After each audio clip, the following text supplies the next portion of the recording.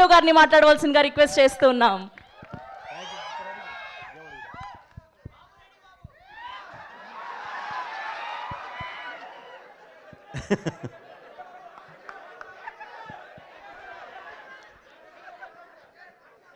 అది ఎటు స్క్రీన్ మీద చూస్తారు కదా బ్రదర్. అయ్యయ్యో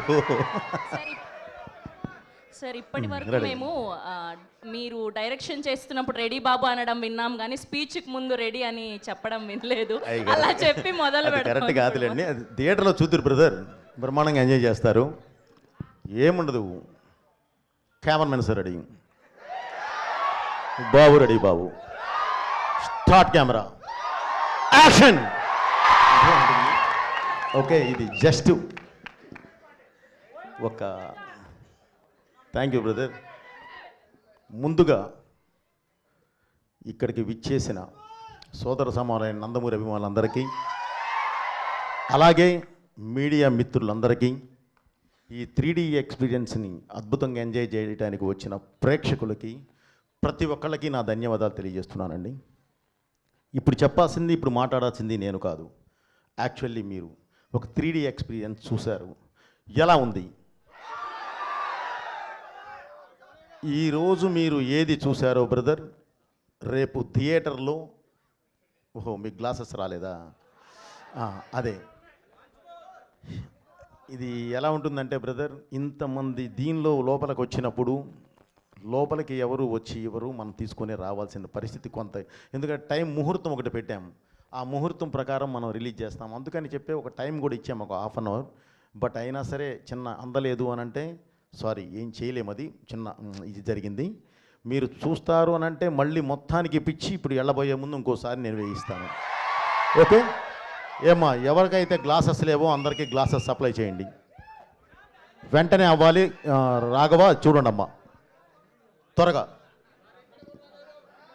అదే అదే అదే అదే అదే అదే బ్రదర్, నీ దాకా వచ్చి ఇవ్వాలంటే ఇప్పుడు కష్టం కదా, అందుకనే స్టార్టింగ్లో ఉండాలి బ్రదర్. అంటే మీరు సెంటర్లో ఉన్నారు, మీరు అభిమానులు, మీరు కాదంటలేదు నేను, కానీ మీరు చూసుకోవాలి. ఇది ముందు లోపలికి వచ్చేటప్పుడే తీసుకొని వస్తే బాగుండేది, తోసుకొచ్చారు కానీ తీసుకొని రాలా, అది ఇబ్బంది. ఓకే బ్రదర్, ఈరోజు మీరు చూసిన ఈ ఎక్స్పీరియన్స్ అంటే ఇప్పటి వరకు ఎవరు 3D చూడండి కాదు, చూశారు. కానీ మన తెలుగు సినిమా ఒక మంచి ప్లాట్ఫామ్ మీద, అంటే ఒక మామూలుగా మా స్క్రీన్ మీద మన సినిమా చూసి తర్వాత మీరు 3Dలో చూస్తే ఉండే ఆ ఎక్స్పీరియన్స్, బిలీవ్ మీ, అది మీరు చాలా గొప్పగా ఫీల్ అవుతారు. మన సినిమాని ఈ స్థాయికి తీసుకెళ్ళామా అన్నంత గొప్పగా ఫీల్ అవుతారు. ఈ సినిమాని కూడా అలాంటి ప్లాట్ఫామ్ మీదే చేయడం జరిగింది, ఒక అద్భుతమైన దీని మీదే చేయడం జరిగింది. ఓకే బ్రదర్, తప్పకుండా మీరు అందరూ చాలా బాగా ఫీల్ అవుతారు. అలా అవ్వాలన్న ఉద్దేశంతోనే ఎప్పుడు బాలయ్య బాబు అభిమానులు కానివ్వండి, తెలుగు ప్రేక్షకులు కానివ్వండి, మన మీడియా వారు కానివ్వండి, ఒక కొత్తదనాన్ని తీసుకొచ్చి మీ ముందు నుంచో పెడితే దాన్ని తీసుకొచ్చి భుజాల మీద మోస్తారు, తల మీద పెట్టుకొని చూస్తారు. ఆ అద్భుతమైన ఇది ఇందులో ఉంటుంది, నన్ను నమ్మండి. ఏదో అడగపోయావమ్మా? నిన్న ముంబై ఎక్స్పీరియన్స్ ఎలా ఉన్నింది? అండ్ అదరగొట్టేశారు హిందీ స్పీచ్, మొదటి ప్రమోషన్ ముంబైతో మొదలు పెట్టారు, అండ్ అక్కడ రెస్పాన్స్ ఎలా ఉన్నింది? ఇప్పుడు నేను ఒకటే చెప్తున్నానండి సినిమా గురించి. ఈ సినిమా భారతదేశ ఆత్మ, ఈ సినిమా భారతదేశ పరమాత్మ, ఈ సినిమా ఈ దేశ ధర్మం, ఈ సినిమా ఈ దేశ ధైర్యం. ఇలాంటి ఒక అద్భుతమైన వేదిక మీదే, ఫౌండేషన్ మీదే ఈ సినిమా చేయడం జరిగింది. అంటే ప్రపంచ దేశాల్లో మీరు ఎక్కడికి వెళ్ళినా సరే మీకు ఒక మతం కనిపిస్తుంది, కానీ ఈ దేశంలో మాత్రమే ఒక ధర్మం కనిపిస్తుంది, సనాతన హైందవ ధర్మం. ఆ ధర్మాన్ని బేస్ చేసుకొని వెళ్ళేదే ఈ సినిమా. మీరు మీ ఇంట్లో ఉన్న చిన్నపిల్లల దగ్గర నుంచి అమ్మా నాన్నల వరకు అందరూ వరుసలో కూర్చొని అద్భుతంగా చూస్తారు. అది నా బాధ్యత, నేను మీకు ఇస్తున్న హామీ. సో ఇలాంటి సినిమా తీసినప్పుడు మీరు అడిగారు ఎందుకు ముంబై అని. Mumbai is a culture runway from movies. అది దేశానికి రాజధాని.